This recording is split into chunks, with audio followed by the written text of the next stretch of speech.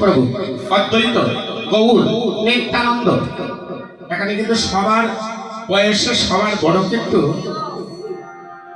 আপনাদের সন্তান অদ্বৈত প্রভু, তারপর নিত্যানন্দ, তারপর মহাপ্রভু। বয়সের ব্যাপার না, ভজনের ব্যাপার। অদ্বৈত আচার্য মহাপ্রভুকে দর্শনে করে মহাপ্রভুর চরণ কানা জড়িয়ে ধরে, অদ্বৈত একমাত্র তোমার আহ্বানে আমি গোলক চিনি এই ধরাধামে এসেছি।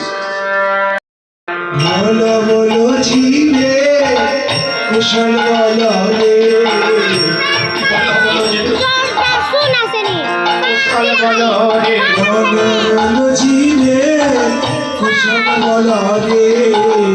আমার কই হাতজি কেমন আছে রে, বলো বলো জীবে কুশল বলো রে। আমার কলি হতাছি কেমন আছে রে, বলো বলো জীবে কুশল বলো রে।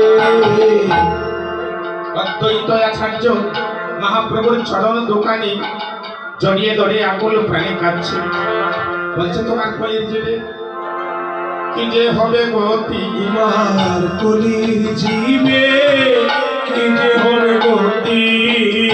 তাদের হরি নামে আইয়ে গতি, কলির জীবে কি হবে গতি, তাদের হরি নামে নাইলে গতি, তোমার কলির জীবে কি হবে গতি।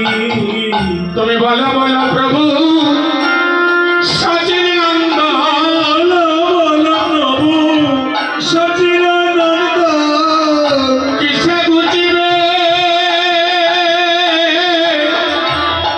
ভববন্ধন, বলো বলো প্রভু সচিদানন্দ, কিসে বুঝিবে জীবে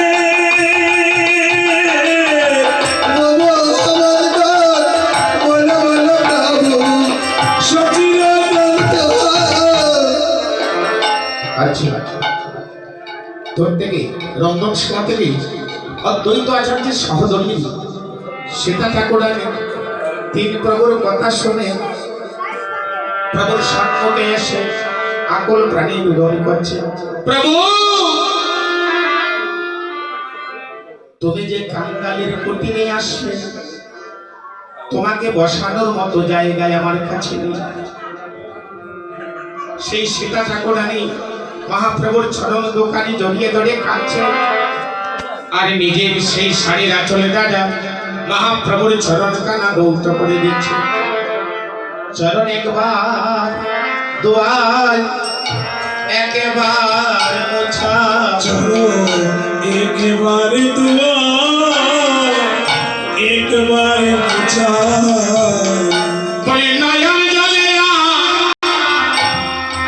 গঙ্গার জলে, একবার দুয়া একবার মোছা, ওরে নয়নের জলে